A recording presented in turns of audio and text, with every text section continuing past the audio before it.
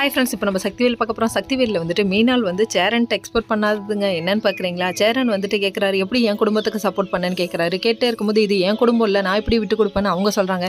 எங்கள் அம்மாட்ட கூட நான் விட்டு கொடுக்கல தான், உங்களை எனக்கு அந்தளவுக்கு பிடிக்கும். ஏதோ ஒரு காரணத்தினால நீங்கள் கௌரியை லவ் பண்ணிட்டு அதுக்கப்புறம் என்ன கல்யாணம் பண்ணியிருக்கீங்க. என்னையும் பிடிச்சி தானே கல்யாணம் பண்ணீங்கன்னு அந்த பொண்ணு அப்பாவியத்தனமாக நம்பிட்டு இருக்கு.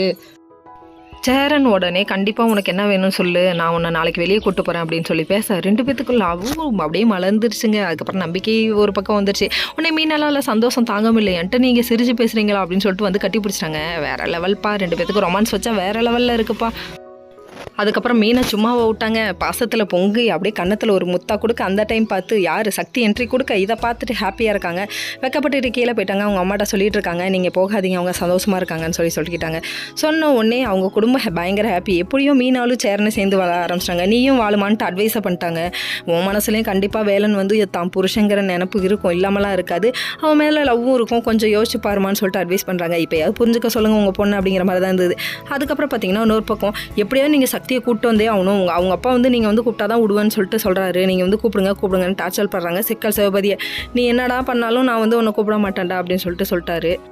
நம்ம தென்னரசு இருக்காரே, சந்தடி கேப்பில் சிந்து படுவாங்கன்னு சொல்லுவாங்க, அது இவர் தாங்க. இதுதான் சான்ஸ்னு சொல்லிட்டு அவள் வரவே கூடாது அப்படின்னு சொல்லிட்டு சக்தியை வர விடாமல் பண்ணுறதுக்கு பிளான் பண்ணிட்டுருக்காரு. நீ என்ன வேணால் பிளான் பண்ணுப்பா, அவங்க கண்டிப்பாக இங்கே வருவாங்க அப்படிங்கிற மாதிரி தான் இருந்தது.